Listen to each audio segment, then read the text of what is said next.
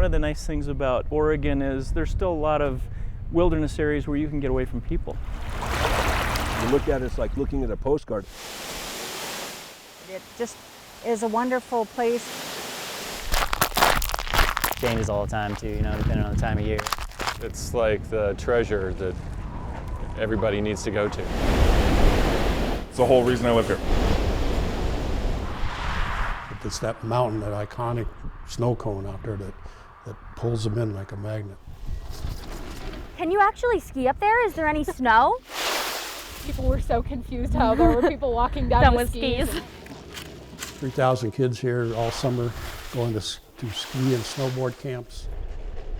There's a big range of people who come here. I mean, there's beginners and little kids to people like Ted Ligety and Bodie Miller and Andrew Wyron. It used to be just be a few hikers in the summertime. Most of the businesses were closed and the streets were dusty.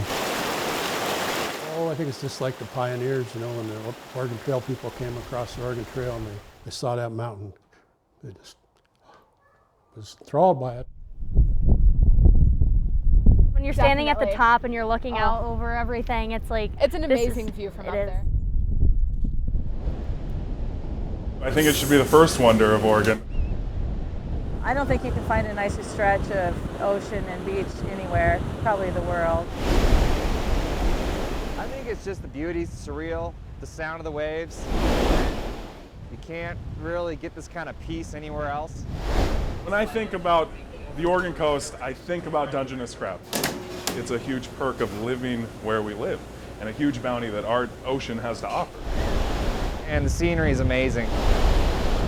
Here at the Painted Hills, in the past, this was really margins of lots of lakes at the time. What we're seeing here in the case of the colors, we're seeing variations in the climate conditions. So the redder ones are really more humid, wetter time periods. The yellow ones are drier periods. A lot of the black ones are probably really swampy intervals, so really wet time periods.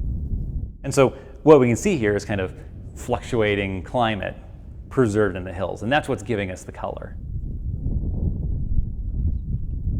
This is actually a specimen of metasequoia, that dawn redwood, and the first place it was discovered here in Oregon was actually at the Painted Hills.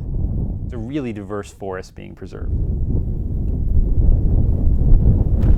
People can go there and appreciate this really foreign landscape that they really can't see anywhere else in the world.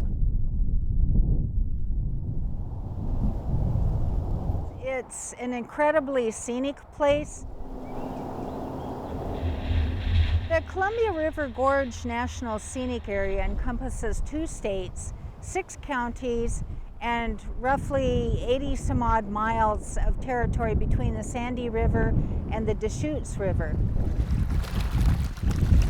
There are so many different things to see and do. The wind died a bit once I got out there.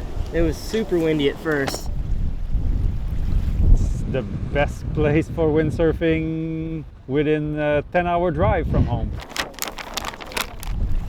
Because of windsurfing, mountain biking, river kayaking, I think a lot of things kind of grew because of all the people that the windsurfing was bringing here. The history combined with the incredible scenery makes it a spectacular place, and it's right in our backyard. It's a world famous place, a mecca for sure, you know, and it's known by anybody who's a climber. One place that everybody has to hit if they come to the US to climb, and we get people from literally all over the world. So climbing. You don't really see Smith Rock in its entirety until you're here, because you can drive past it on Highway 97 and you just see the top half. You know, you get the $1 million views from up there on the rocks, you know. Like I tell people when they come here to climb, they're not a tourist, they're a tourist attraction. Way to get hands-on onto one of the natural wonders, you know.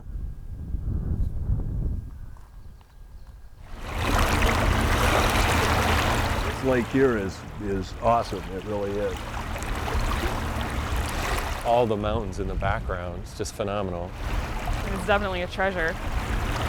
Still called it Walla Walla this afternoon, yeah. Yeah, Wallowa Lake.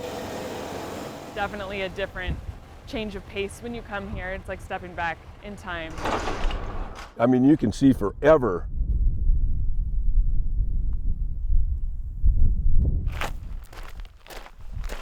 it's its own place. It's hard to describe. It just seems so iconically Western.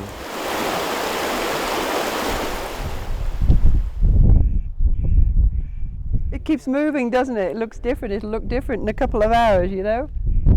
But then once you get here, you say, wow, it's really special. This is incredibly deep. 2,000. Yeah.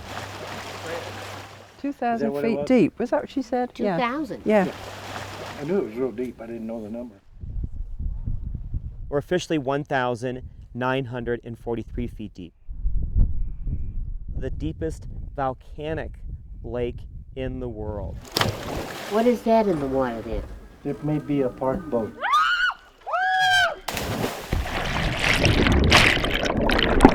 Yeah. Yeah, I'm not going to swim in the lake. Gosh, I look ridiculous. How would you rate your jump? It was great. 2 out of 10?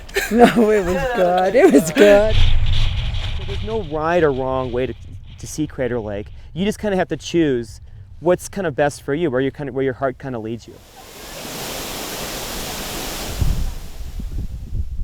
More beautiful than I remember it. This is one of the best places in the world, if not the best. Fun to read the license plates and talk to people there. In the summertime, they come from everywhere. You have to stop because there's a lot to see. Make it your own, but you know, take care of it. You know, everything from the water to the land, the trees, everything. Try to take care of it because it's only here for a while, and you are too.